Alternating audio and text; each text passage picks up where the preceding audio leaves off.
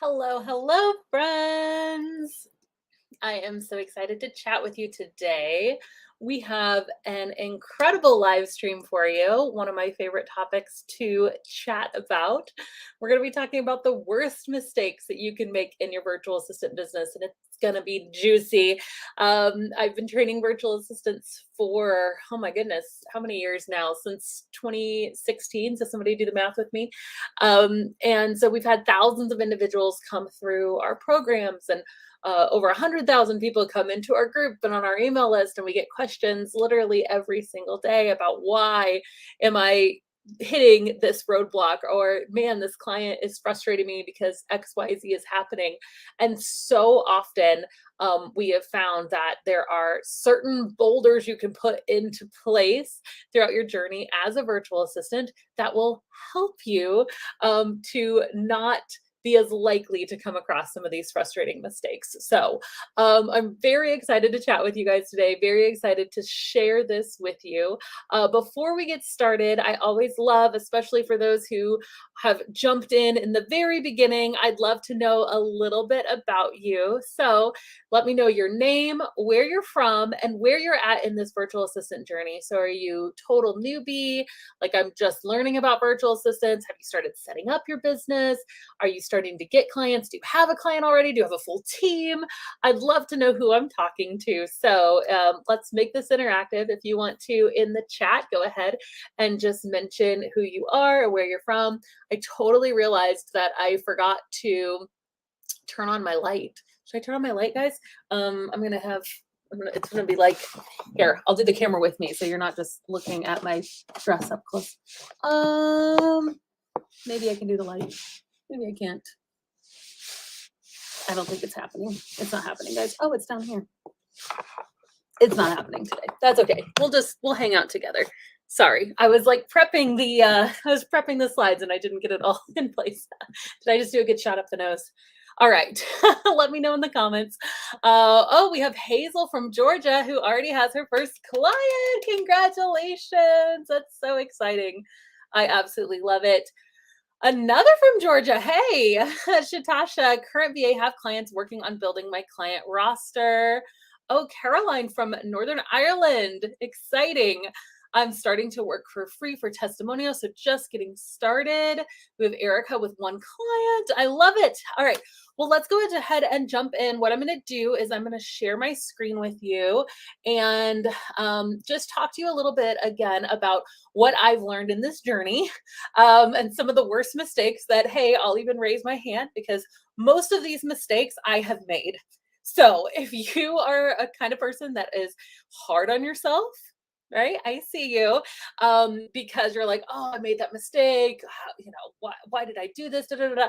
Guys, we all make mistakes. It's okay. And I have literally done every single one of these, which is why I can tell you here today not to make them because I've actually done them myself. So we're going to jump in and just go down the list of the worst mistakes you could be making in your virtual assistant business. Before we jump into that, though, how many of you guys have signed up for the challenge so far? Our virtual assistant challenge, our startup challenge, is happening on September 12th. And I am so pumped because we're just going to be diving into some of the nitty gritty. I mean, we're literally going to be choosing your VA services. We are going to be setting your virtual assistant rate. We are going to be sharing some of our top secrets for finding clients. So you will, in 3 days, have your business to the point where you can start marketing it. So even if you're a current virtual assistant, I definitely challenge you to come to the challenge. See what I did there? I would challenge you to attend because there may have been something that you missed. Some of the marketing tactics we're going to really dive into. Maybe you've undervalued yourself. Maybe you set your rates or your packages, but they could be refined. This is just going to be a really awesome time where we dive in, because if you want to have a big business, if you want to have a successful business, it needs a firm foundation. And so we're going to be doing some foundation work in this this challenge. It's going to be awesome. And yes, Marlene, that VA challenge sounds like a great way to lose the fear. It's so true. Oh my goodness. One of the best things that you can do if you are feeling overwhelmed in this VA journey, if you feel a lot of pressure, if you have a lot of fear around it, preparedness fights fear, right? The best way to overcome overwhelm is with a plan. And so that's what we're going to be laying out for you step by step. And we will do it with you, which is going to be really, really fun to do together. So yes, thank you for mentioning that. If you haven't signed up for the challenge, it's totally free, thevirtualsavvy.com/challenge. Okay, we're going to jump right in to mistake number 1. And I have it as number 1 because I think it is the very top mistake that not just virtual assistants, but most individuals who are starting a business make. And that is that they think they need to have everything perfect before launching. Now, I told you the reason I know these mistakes is because I've done them myself, okay? So even if you have been stalled by your own fear, even if you have had difficulty moving forward because you feel like it all needs to be perfect, trust me, you're not alone, but this is a great time to start doing it scared, number 1, and to start valuing action over perfection. So this is actually one of our core values here at the Virtual Savvy. It's probably our top core values. We have core values, company values, right? I have them on a little plaque right here, right? We creatively carve our own path. We respect all people at all times. We practice irrational generosity. We serve first. But the very top one, be bold, you can't see it, but it says we value action over perfection. And why this is our top core value is because it's the biggest, like if our mission is to make the freedom life possible, this is the biggest snag that you're going to have in creating that, right? And I'm seeing it even right now. My husband and I are like working on putting like a couple things together for what his next steps are and like some business stuff. And he has, and I think he'd be okay with me sharing this with you. We've talked about him going to some networking meetings, and he's like, "Oh, I really want to have my website, really." And I'm like, "That's not action over perfection." He's like, I know. So trust me, like we've all been there, right? Where it's like, well, I got to get a little bit more together. Like I just need my ducks a little bit more in a row, which I understand. I'm not telling you not to be excellent, right? And so if you're like, I really want to have a website before I go to that networking meeting, great, that's fine. I'm not saying that you can't do that. However, here's where it becomes the problem. If that one thing that I've just got to get this thing perfect before I XYZ continues to carry on and carry on and carry on, what will happen, and what we've seen after teaching thousands of students to do this, what we've seen happen is that you can start so let's say you start your business, September 1st, you start your business and you're like, okay, well, I got to get this stuff in place. I need to, I need to make sure that I have my business name and my logo and my LLC and all that stuff that is very good stuff. I also need to have a website. Maybe I need to start posts like doing, oh, my website's not perfect. And over here, I need to move this here. And what can happen is we can get so wrapped up into the details of our business and trying to make them perfect that it's 3 months later and you're like, I've been doing my business for 3 months and I have no clients. And you think that you're a failure because you haven't made any money in your business, which you haven't even told anybody about it, right? And so and it can be really discouraging. So one of the things that we try to do, not only in our Savvy System program, our virtual assistant course that we mentor people to start their own VA business, but with you guys on these live streams, I try to always emphasize, let's get the marketing ball rolling as soon as possible. Yes, there's some things that you need to put in place, but if you can value action over perfection, you're going to get to marketing faster,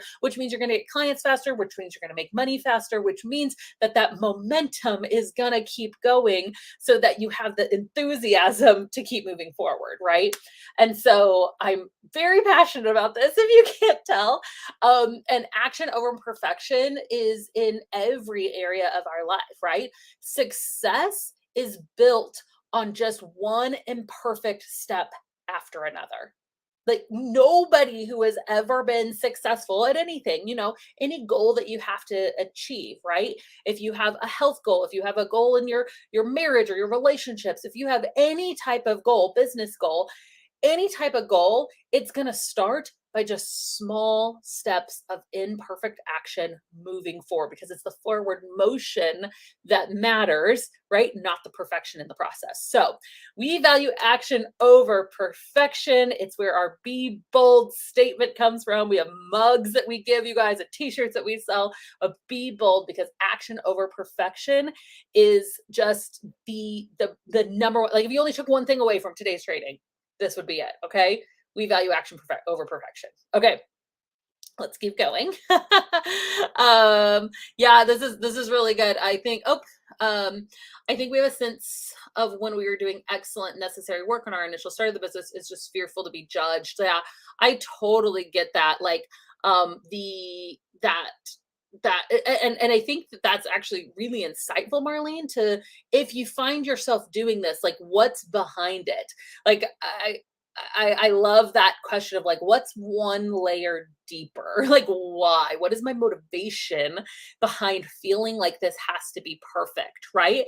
And the fear might be rejection, and I get that. I get that for sure. So I think that's some really good work to be doing, of like uncovering what is the actual fear behind feeling like something needs to be perfect.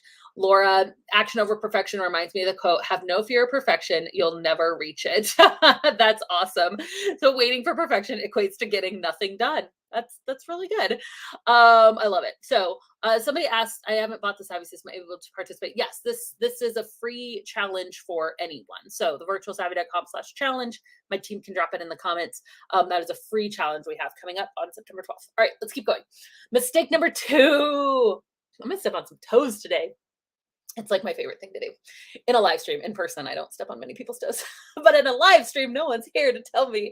It's just me and my computer. I can say whatever I want. Mistake number 2, they don't set clear boundaries with their clients. Oh, yes. Raising my hand, because I have done this as well. And so, I feel so strongly about setting clear expectations from the beginning with your clients. And those boundaries largely have to do with scope of work, which we'll talk about in a second, and communication. Okay. So let's attack them one at a time. Scope of work. A scope of work is essentially what you and your client agree on what you'll be doing, right? So if you and your client agree that what they are hiring you for is to manage their Pinterest accounts, and then you are doing all their pins, and it's like, oh, well, since you're already doing pins, could you just make a few of these social media projects? It's just a one-time thing, like, what I'm going to post on Instagram too. And then so you do a couple of those graphics for them, and then pretty soon you're scheduling those graphics, and then pretty soon, and it's like, this was not in our contract, right? Like, that is what we call scope creep, and it can show its head in 100 different ways.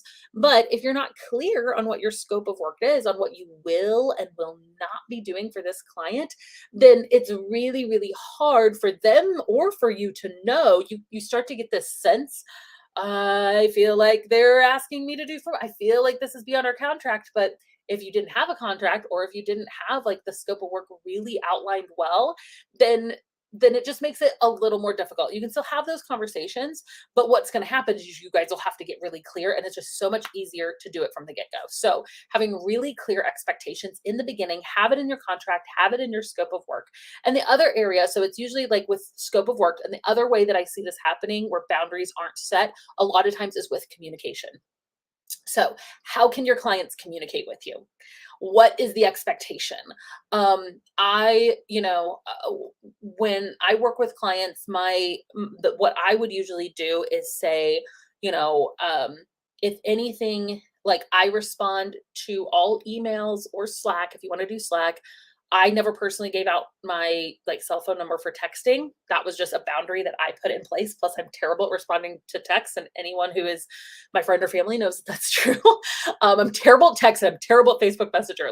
Email and Slack, That's where I'm at. Other than that, I'm just terrible. So my boundaries became do not text me because I won't text you back. And so really clear lines. Again, those boundaries, it's just clear expectations set from the beginning. And this is how fast I will respond to email. If you respond faster than that, great. But I would not make it a habit if your client emails you at 3 a.m. to email them back at 3:05 a.m., right? You can even in Gmail, or whatever email service, most email service providers have some kind of ability for you to like schedule an email. I know, like in Slack, you can schedule a Slack message to go out later because it's like you emailed me at 3 a.m. I'm going to make sure even if I'm responding because I want to work at 3 a.m. Maybe that's when you work. Cool, good for you, freedom life. But I'm going to make sure that it goes back at 8 a.m. because I don't want my clients becoming to expect me to email them back 5 minutes after they email me at 3 o'clock in the morning, right? It's like having those boundaries in place is really, really important. So how can your clients communicate with you? What avenues? Is it Slack? Is it email? What's your primary method for communication? And you can choose that. You are an independent contractor, so it is up to you how you would like for your clients to communicate. And then number two, what can they expect as far as return times? Even for projects, like if my client would have a project and wanted it done in less than 24 hours, sometimes I would get projects done in less than 24 hours if I had capacity. But if they said, hey, I really need this and I need this done like today, I would do a rush fee. And there was an extra percentage added on to their project because of rush fee, and all that's laid out in our contract. So all of that to say, having clear expectations, and it's going to be up to you to set those boundaries. There's an incredible book called Boundaries, written by Henry Cloud, When to Say Yes, How to Say No, to Take Control of Your Life. He says boundaries define us. They define what is me and what is not me. Oh, isn't that freeing for other people who are like, I'll just do it all. I'll do everything. It's all on me. No, it's not actually. It's actually not all on you. A boundary shows me where I end and someone else begins, leading me to a sense of ownership. Knowing what I am to own and take responsibility for actually gives me freedom. Boundaries give you freedom. Taking responsibility for my life opens up many different options. Boundaries help us keep the good in and the bad out. Setting boundaries inevitably involves taking responsibility for your choices. You are the one who makes them. You are the one who must live with the consequences. And you are the one who may be keeping yourself from making the choices you could be happy with, right? And it can it sounds difficult, but again, as business owners, sometimes to get where we want to go, we got to do tough things. So if you are a person that like setting a boundary intimidates you, I promise you that the uncomfortability of setting a boundary is much easier than having that conversation 2 months later, right? Or living with the pressure of the boundary you didn't set. All right. Oh, I told you I was going to step on some toes today. This is not easy stuff. And why do I say it? Because I've done it too. So if you find yourself in a place where there is a boundary you should have set, but you didn't, I really challenge you to do it. It's difficult, but setting that boundary is going to give you freedom. Speaking of setting boundaries, mistake number 3 would be working without a contract. And I put, no, don't do it. I have literally made this mistake to the point where I had a contract, and this was not for VA work. This is a different scope of work. But I have literally been involved in one lawsuit in my business career, and that was directly tied to a bad contract. Guys, I literally copy pasted something off the internet. I know. So dumb, but I did it, and I own my mistake. And now it's like my call to tell other people, don't make the mistake I did, because a clear contract is just so important, and one that you not only is it thorough? This is why we sell contracts on our website, or if you ever join the Savvy system, we include a contract, because that contract, again, it sets the boundaries, it sets the expectation. You can refer back to you, it protects you legally. There are so many reasons to have a good contract in place. And when we're first starting out, again, it can be one of those uncomfortable things because you're like, oh, this person's a friend or this person is this. And we really need, this is a one-time project. It's small. Like, do I really need yes, you really need a contract. Okay. I promise you, it's like, it's one of those things that you underestimate how much you need it until you need it. You know what I'm saying? And then it's like, oh my gosh, thank goodness this was in place, right? So a bad contract, meaning one that you just copy pasted off the internet, that wasn't built for virtual assistants, that wasn't built for freelancers, or one that is not thorough, or one that you don't understand. That's another thing. So again, there are other contracts out there. Other people, lawyers sell contracts. So if you don't choose ours, that's fine, but just have a good one and make sure you understand it. It's one of the things that in our contracts in the Savvy System course, or if you just buy just our contract package, we actually have videos explaining the contract, because if your client has questions about the contract, you should understand it, right? If it's all legalese and you don't even understand what it means, then it's really not, it's still better than no contract. Don't get me wrong, but you should understand it. Okay. Yes, so there is a contract in the set. If you're a Savvy System student, Jennifer, then we have one, and that's one for you to use. In fact, if you have questions about the contract, the lawyer who created them, as a Savvy System student, you can actually ask the lawyer questions about your contract too. She won't give you other legal advice, but she will answer questions specifically about the contract. Let's move on. Mistake number 4: they don't get accountability or support. Oh, don't do this alone, guys. You've probably noticed that if you've like started down this journey, if you're like still like researching, like what is a VA, maybe you haven't hit this yet, but for those of you who have started your business, is there a sense that like other people just don't get it? Like, have you encountered that yet? I'd love to hear in the comments. Because at least when I was first getting started, and even now, there's certain things that like friends or family just don't understand because they're not in it, right? Because they're not doing it also. And so by surrounding yourself with people who get it, right? Like people, I think that just life in general, again, especially around a goal that you want to achieve, you should always have somebody who is like a couple steps ahead of you where you want to go, right? At the same level, and then potentially a couple steps behind you too, right? If you're a completely newbie, maybe that one comes later. But I mean, this is even like, I feel like even in marriage, like I want to have a really great marriage. So I have mentors in my life. I have people in my life who have been married 20, 30, 40 years, right? I have people who got married the same year I do, and we just have shared experiences, and we can be like, man, I don't know the answer, but you're not in this alone. And then I have people that are younger than me that I'm kind of sharing the things that I've learned, right? And so I feel like doing that in business is so vital, or anything that you want to be successful in is so vital, especially when you're first getting started. Having someone who's a few steps ahead of you where you want to be going because they've already learned the mistakes, and then somebody just side by side in the same spot saying, yeah, I don't know either, but you're not in this alone. It is so, so, so freeing. Megan, haha, yes, I still get what the heck is a VA, right?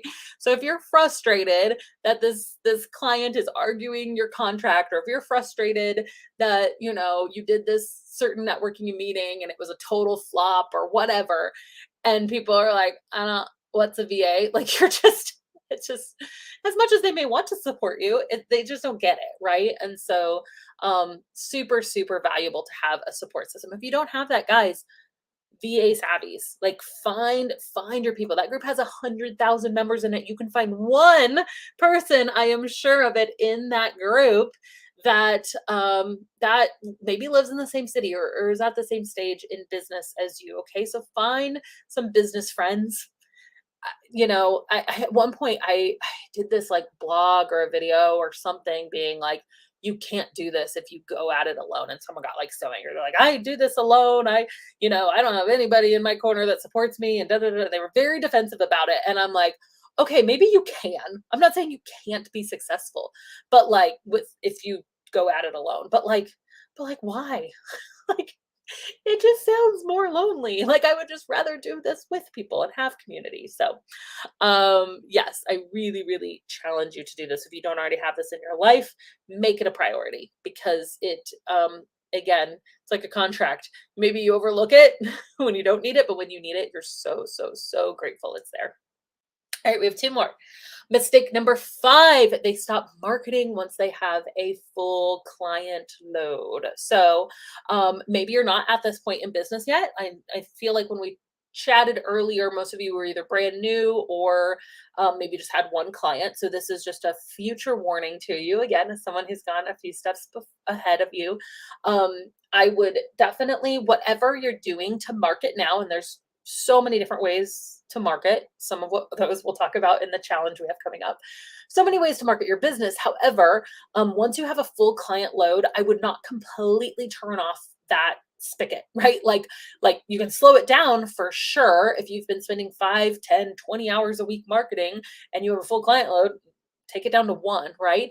But keeping that pipeline going is still really, really important. You guys know, sales tactics tells us that can take 7 touch points to make a sale, right? That's why it's important to follow up. You go to a networking meeting, and so you meet someone in person, and then you say hello. You talk to them later as the meeting is over, and then you do a follow up email, and then maybe you go get coffee, and then you do another email, and then they reach out about your services, right? Like 6 to 7 touch points to make a sale. Well, that can take time, right? And so if you completely turn off that marketing drip, if you will, and then you have to turn it back on because, oh, crud, I lost a client, right?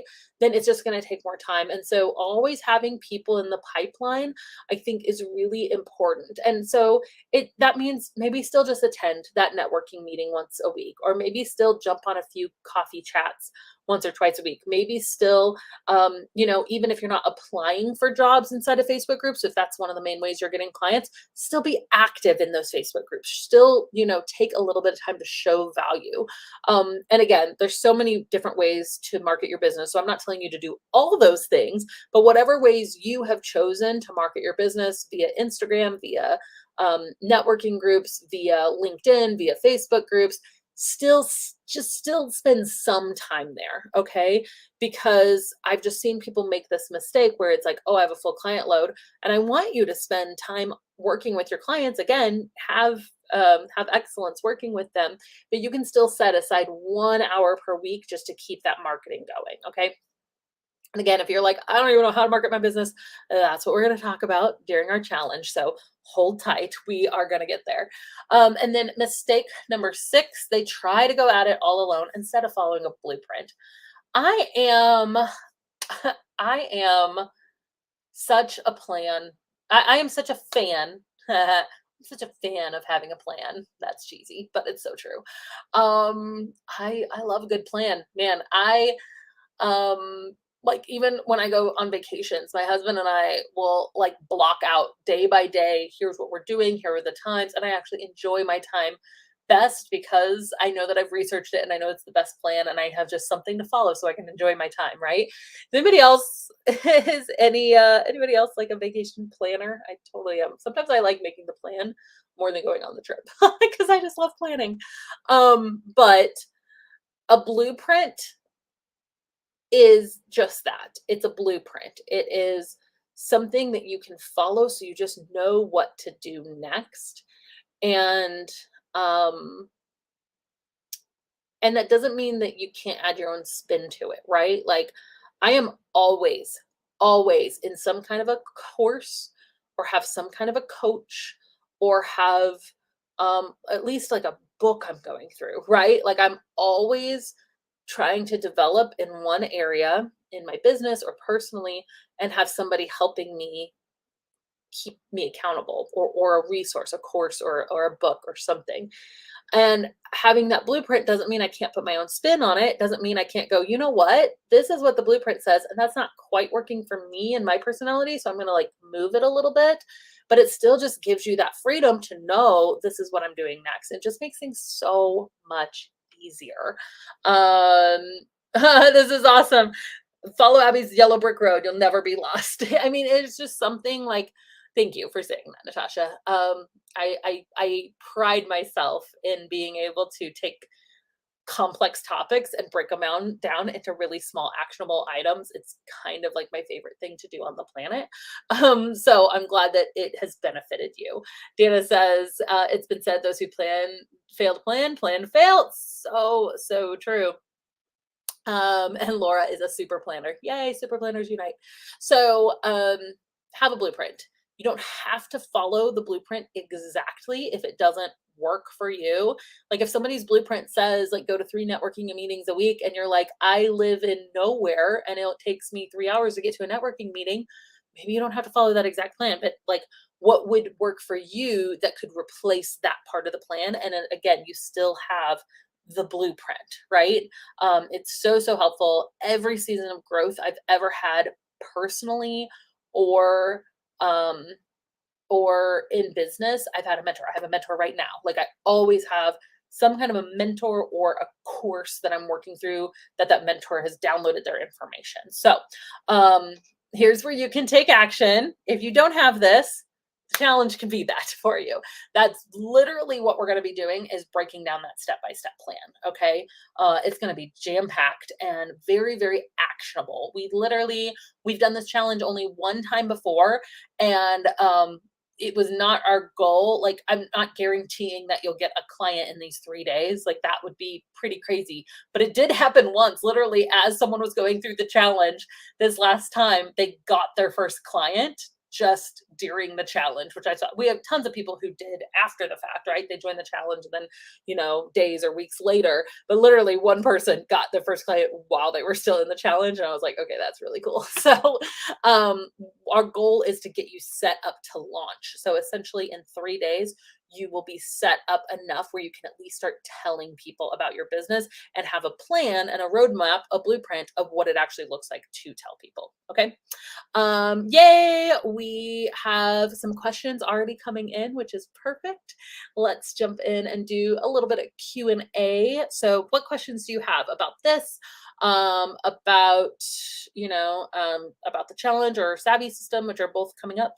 Our Savvy system is opening up its doors again here in September. About your business, the blueprint, the mistakes. What questions do you have? Go ahead and drop them below. We have a few here already. Megan, that's what the Savvy system. It's so worth the money, step by step, how to do this. I've taken a lot of courses, and so I designed our Savvy system course to be the way that I would like a course to be. It is very thorough. I think we have 114 lessons. It is every questions you didn't even know you had get answered there. However, it's not meant to be gone through in 30 days. It's meant to be your resource for the life of your business. Like, it is meant to be your go-to guide, which is why you get lifetime access to it. And so it is a lesson, but then every lesson has an assignment. Every single lesson has an assignment, because that's the way I work. I will listen to a video and I'll be like, courses that don't give assignments, I'm like, so what am I supposed to do? Like, you told me about marketing. Am I supposed to just do this now? Am I supposed to market? Was this just information for me? What? Give me a planner. Give me the thing. I'm going to write to-do list on my to-do list so I can mark it off. Like, that's the kind of person I am. So that's how I created the course of you will never be like, what am I supposed to do? No, it is very laid out for you. Again, blueprint. Love it. How do we get clients? Going to business events groups is dead in Ottawa. Oh yeah, I know. My goodness. All the prayers for you guys, because there's just so much I know going on in Canada right now with all the fires and everything. That has been a lot. So going out and going to networking events is probably not happening at the moment. There's a lot of ways to get clients via online methods. And so I'm not going to go into everything right now. We do have a free webinar that talks about getting clients. And that is thevirtualsavvy.com/BBO. Okay, here's the link to it. And so 2 of the methods that we talk about inside of this training are our personal outreach template, which is a free tool that we give to you guys. And another one is via Facebook groups. Facebook groups is an incredible way to find jobs. And we, of course, post free jobs in our VA Savvies community. You guys probably see them. There are There's almost, I think there's a job posted at least once a day in that group. So you're getting a good number of jobs in there, but there's also a lot of VAs in there. So we do teach you in this training how to stand out. Um, amongst everyone else, but there's also other groups to find leads in.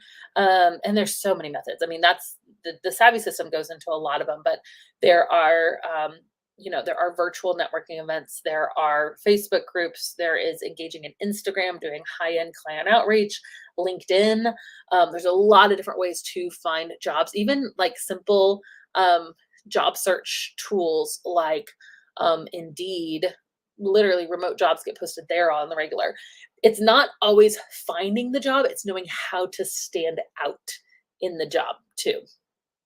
And so that's something that we'll talk about in the challenge, but also in that free training if you wanted something like right away to grab onto.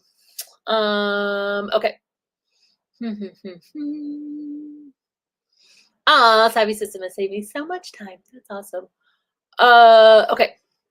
When I start my business, very big, you should have a lawyer in place. Great question, Jennifer. I mean, so the way most lawyers work is if you want to like utilize their services, they usually have like a pretty hefty retainer fee that you have to pay them up front. And then like as you ask them questions. So like we have a lawyer on retainer and she literally is like $300 an hour to ask her questions. Like that's a lot, right? So what my recommendation is to use the resources that you have. And then if you get in a situation where you need a lawyer, then to, go about that at that time. So what you'll need in the very beginning is a really good contract. That's why our contract is made by an attorney. She made it specifically for virtual assistants, and she will answer questions about the contract, not about all things legal, but she will answer questions specifically if you have questions about the contract. So having a good contract in place is one of the best things you can do to protect yourself legally. The next thing you can do to protect yourself legally in your business is setting up an LLC. Many people get started without an LLC. And essentially what happens if you start your business without an LLC, people do it. I did it actually. I didn't start up an LLC until I could afford it. And I was really broke. So essentially what happens with an LLC, it changes nothing with taxes. People think that an LLC will change your business tax-wise. It doesn't. What an LLC does is it's literally a limited liability corporation. And so it reduces your personal liability. So if you're just working as an independent contractor and then somebody sues you, they're just suing you straight up, right? Like, so essentially they can come after like your personal assets. Whereas if you set up an LLC, here's the LLC. And so if if somebody wanted to sue you, they would have to go through the LLC first. And it is just an extra layer of protection and covering. Now, some people can still try to go around it and there's whatever, but the goal is that we can set you up so your contract is going to protect you, your LLC is going to protect you, and then here's you individually. Then as you go on and you have more and more, success in business, if you're making millions of dollars in your business, then you're going to want to get some business insurance, and then you might want to get personal insurance because unfortunately in this world, the more money you make, the more susceptible you are to people wanting to like target you for that. So there's like more and more layers as you go in business. So it's like, in my opinion, I am not a lawyer. I'm not here to give you legal advice, but in my opinion, the best things you can do in the very beginning, boom, contract. That's like a non-negotiable. Next, LLC. This is really, really important and is going to protect you personally.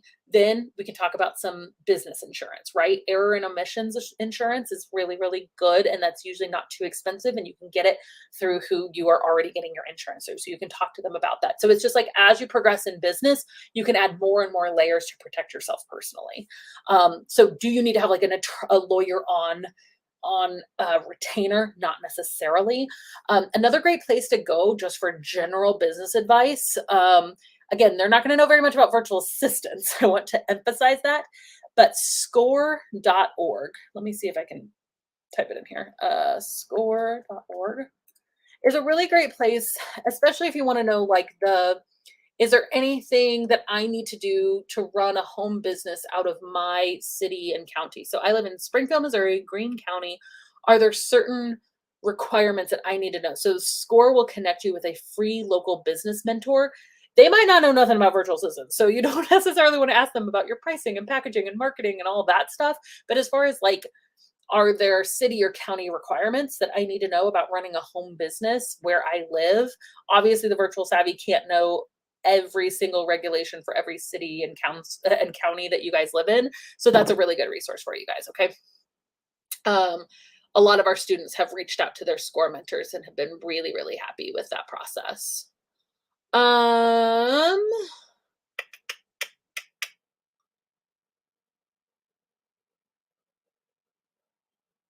oh, this is a good question. What if you think it's a great name, but the .com is taken, .org is not available? It's worth to try to get the .com.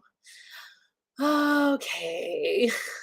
So I have personal thoughts on this. Like, I this is descriptive, not prescriptive, what I'm about to say. Okay. I will tell you what I personally do.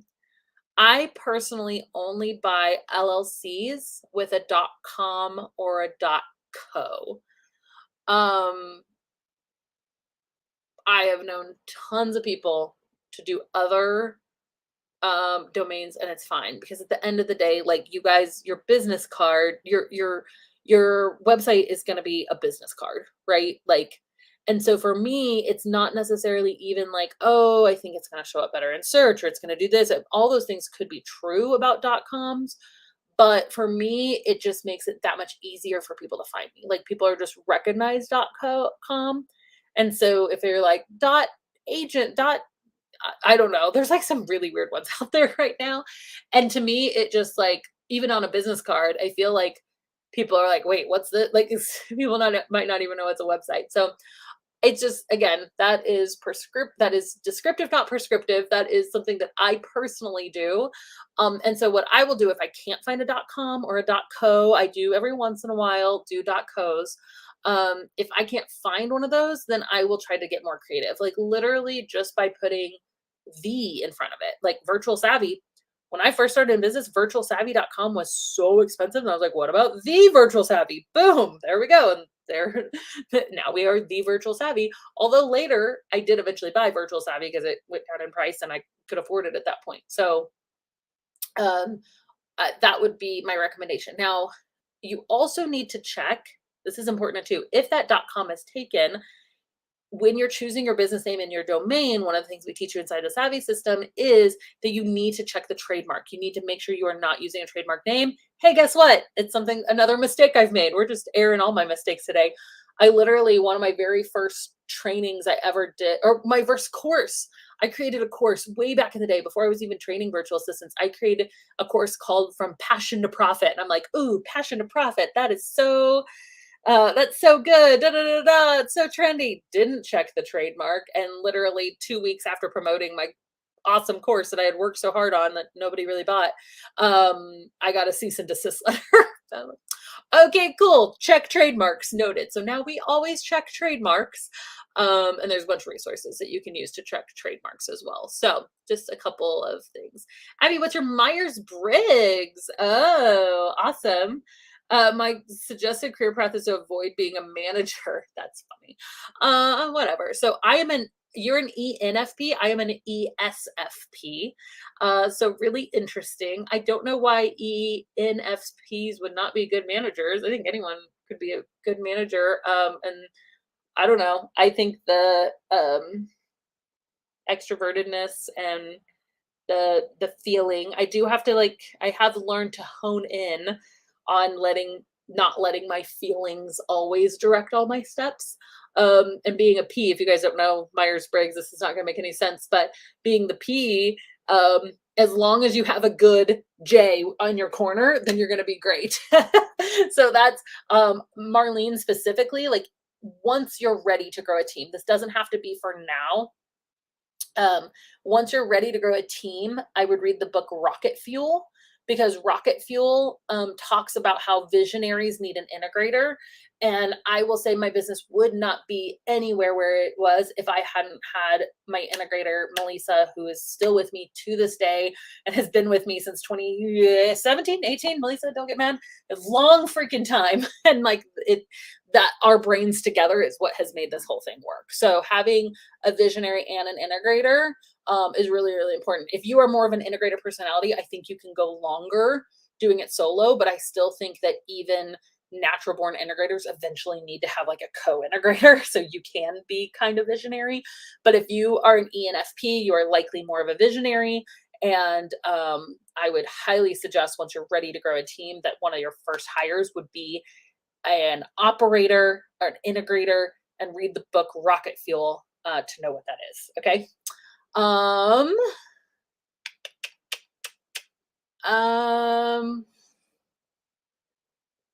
Let's see. Oh, cool. One of my first clients came from the Savvy Facebook group. I love that. How would you recommend getting a contract from medical corporate? So you create your contract. So as an independent contractor, you should have your own contract. If somebody else is wanting you to sign, don't sign two contracts. Like if you ever have a client that's like, sign this contract, I would be a little leery of that. You shouldn't sign both contracts. Now, if you read it or if you have a lawyer look out for it and they're like, yeah, this is okay to sign, just be really careful what you put your name to in general in life. Okay. So, so if you are sending the contract, you might be asking like who would sign it maybe, because you're not getting a contract from them. You have the contract, you send it to them, and it's to whoever the key decision maker is, right? So if it's the CEO, and it kind of depends, if it's a really big business, they may have somebody else. So you would just have to ask who the key decision maker is for this, and that's who the contract would be sent to.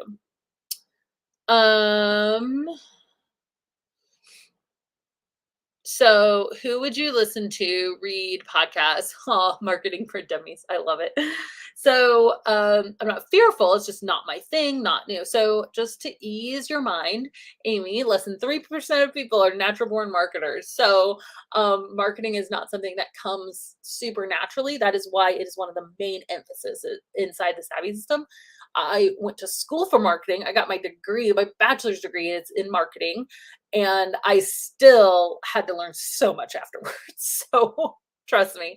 And it's always evolving, right? And I'm learning new things all the time. So of course, I think the best resources are going to be the Savvy system, because it's like everything you would need to know about marketing. But if you're looking for resources, obviously our YouTube channel, we have tons and tons of resources.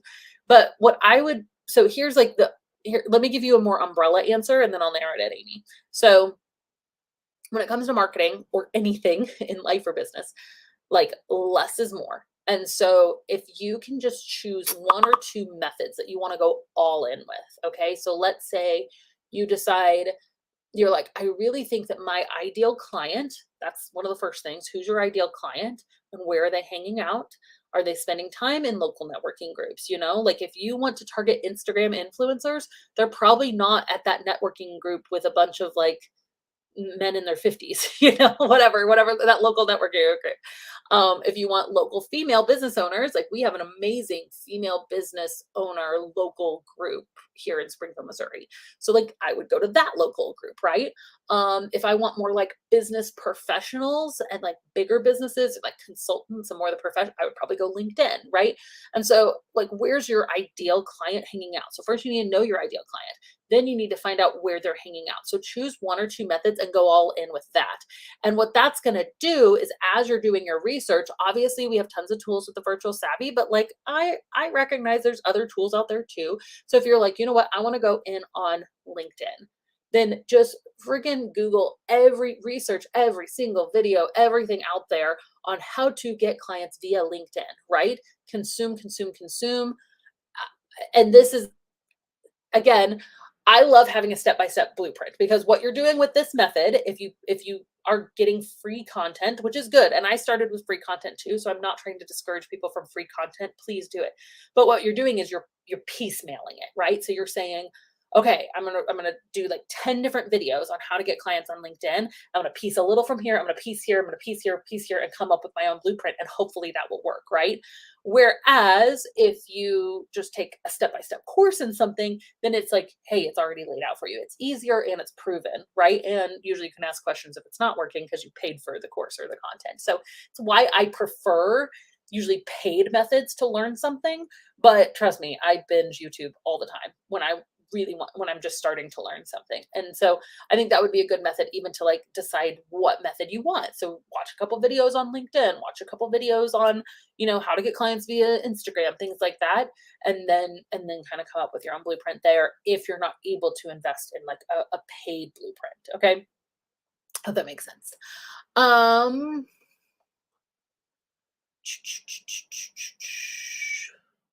Oh, I love this. I was able to find Charlene Roberts solutions. I'm able to find, yeah, I think that's great. And that's where, like someday if the .com comes up, or if you have like a middle initial, if you can find charlenelroberts.com or .co, maybe do that on the light, but don't like, that's the kind of thing when I say action over perfection, do not let not finding a .com stop you from starting your business, please, like, yes, I love that. Love it.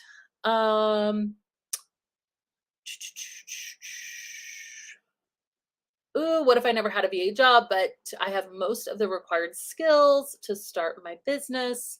I mean, that's literally everything we're going to be going over in the challenge. Okay. Like, oh, so good. You're going to be able to pinpoint your skills. We're going to create your packages in the challenge. So, like, we're literally going to come up with like your goals, what skills you have, how to price and package your services, and how to market them is literally the step by step of what we're going to do inside this challenge. So like sign up for the challenge. That's like my biggest advice. It's in 2 weeks. Go ahead in the meantime. I will tell you another resource that you can be doing in the meantime. If you go to thevirtualsavvy.com/checklist, okay. Do I have that here? VA checklist. Okay, yeah, go to this. Thevirtualsavvy.com/VA checklist. That's going to give you a step by step. And so if you were like, Abby, I don't want to wait 2 weeks for the challenge, go ahead and download the checklist and just start at least getting ideas for some of this stuff. Like one of the items is like choose your business name, make sure that it's not trademarked, like that kind of stuff you can go ahead and start working on so that you are able just to soar when we get to the challenge. Okay. Um, Oh, I love this. I'm so glad to be in a space with people that are in my field and understand the wins and struggles. I feel at home. Oh, I love that. So good. I feel like a lot of optometrists are, uh, not a lot of optometrists are in a group. Very interesting. So yeah, I would definitely look up. You would be surprised of the sub niches that you can find in Facebook and LinkedIn. So I'm not saying 100% because I have not looked at it, right? But then you if like you start with your local optometrist. I mean, there is nothing wrong with just going straight up and finding an optometrist and talking to them. And I'm curious why you chose that niche too, because if you chose that niche, then you likely have some kind of a connection to that niche, right? So whoever is your connection, like, could you ask them, like, where would I find groups of these people? It might be worth it to you to like, if there's optometry conferences happening. I mean, this is what so we have a few VAs who have really like gone very far in their businesses. I'm talking like million, like some of our students, VA savvies, your savvy sisters, have literally built their own $1 million agencies. And so at this point, they're like one of them does virtual assistant services for roofers. And so they're at the point where they started attending roofing conferences. Then once they were financially able to, they had a booth at these roofing conferences. And then eventually they got to the point where they're actually like speaking at some of these roofing conferences and speaking on podcasts about how to work with a virtual assistant. I mean, it's such a beautiful topic, right? Like how well it leans into. So you might have to get creative if you have that specific of a niche, right? But it's going to make you stand out that much more. That's like a niching down limits your pool, but it also gets your marketing more specific and targeted. So it's yeah, I'm a huge fan of niching down. I think that could be a really great niche, but you need to dive in a little bit more and say, maybe not just where are they hanging out, but what conferences are they attending? What podcasts are they consuming? Are there YouTube channels? Could you, guest on a YouTube channel that's specifically for optometrists, right? Like there is content out there. It's just kind of finding it. So, good questions to be asking. Oh, you've been in that field for 12 years. Well, then shoot, you should know some of this stuff. Where, what resources, or just start picking the brains of the people you know. One-to-one outreach, you can use the personal outreach template that we have on our website. If you go to thevirtualsavvy.com/swag, there's something called the personal outreach template. The connections that you have in your business, or that you have in the optometry field, if you've been in it for 12 years, you have some connections.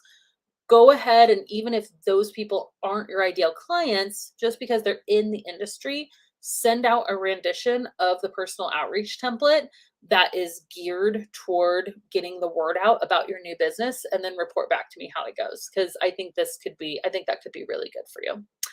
All right, guys, that's all I have for you today. I hope that you enjoyed today's live stream. 2 weeks until we start the challenge. So excited for that. And yeah, we're going to dive in and get some stuff done. So make sure you block off time to be there, to be totally focused, so we can get through some of this together.